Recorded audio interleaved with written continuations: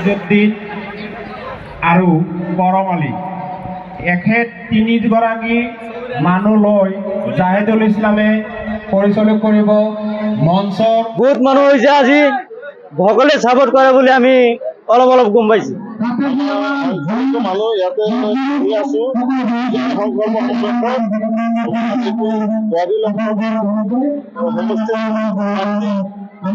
আমি পদমফুলৰ চিনত বিপুল ভোটৰ আমি সংকল্প কৰাই যে ভোট দি জয়যুক্ত কৰিম বুলি এষাৰ আমি ইয়াতে বহি আছো। নালাগে আপোনালোকৰ মিডিয়াৰ মানুহখিনি চাই আছে আজি মুখ্যমন্ত্ৰীৰ সমৰ্থনত আমাৰ সংখ্যালঘু ৰাইজ একবাৰে ঘটকভাৱে একবাৰে সমদল উলিয়াই কিনে আজি আমাৰ মুখ্যমন্ত্ৰী সভাত উপস্থিত হৈছে। এতিয়ালৈকে মুখ্যমন্ত্ৰী আহি পোৱা নাই। আহিবৰ আগতে আমাৰ যিটো ৰভাতলি আছে ৰভাতলি ইতিমধ্যে ফুল হৈ গৈছে আৰু মই নিজে এজন বেলেগ দলত আছিলো। মই প্ৰায় 10-15 দিন আগত মই হিমন্ত বিশ্ব শৰ্মা ডাঙৰীয়াৰ নেতৃত্বত বিজেপি চৰকাৰত বিজেপিত যোগদান কৰিছো।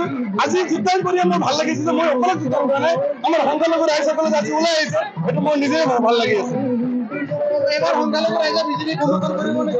আমি আমাৰ নতুনকৈ সমষ্টিৰ চমৰীয়া সমষ্টিৰ পৰা 50% ওপৰত মই ভোট দিলো।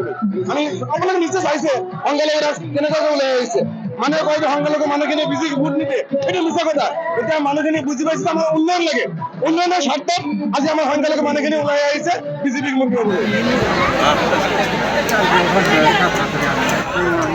তাজউদ্দিন আৰু কৰম আলী এখেত তিনিগৰাকী মানুহ লৈ জাহিদুল ইছলামে পৰিচালনা কৰিব মঞ্চৰ বহুত মানুহ হৈছে আজি ভকলে সাপোর্ট করে বলে আমি অলপ অলপ গম পাইছি মানুহ ইয়াতে আছো সংকল্প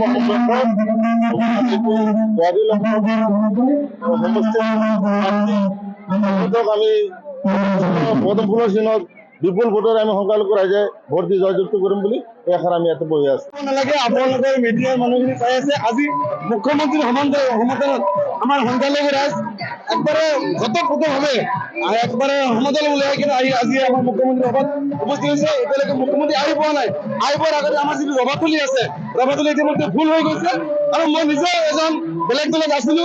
মই প্ৰায় 10-15 দিন আগত মই হিমন্ত বিশ্ব শৰ্মা ডাঙৰীয়াৰ নেতৃত্বত বিজেপি চৰকাৰত বিজেপিত যোগদান কৰিছো। আজি যোগদান কৰি মোৰ ভাল লাগিছে যে মই অকলে যোগদান কৰা নাই, আমাৰ সংখ্যালঘু ৰাইজসকলে আজি ওলাই আহিছে, সেইটো মই নিজে ভাল লাগি আছে। এবাৰ সংখ্যালঘু ৰাইজে বিজেপি সমৰ্থন কৰিব।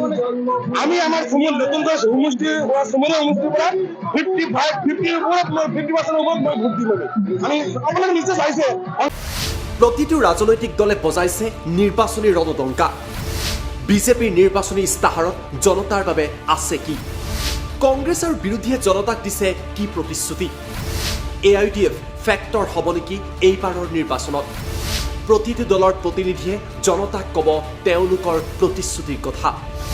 ষ্টাৰ চিমেণ্ট 24ত চৰকাৰ কাৰ? পাৱাৰ্ড বাই ডাটা মিছন।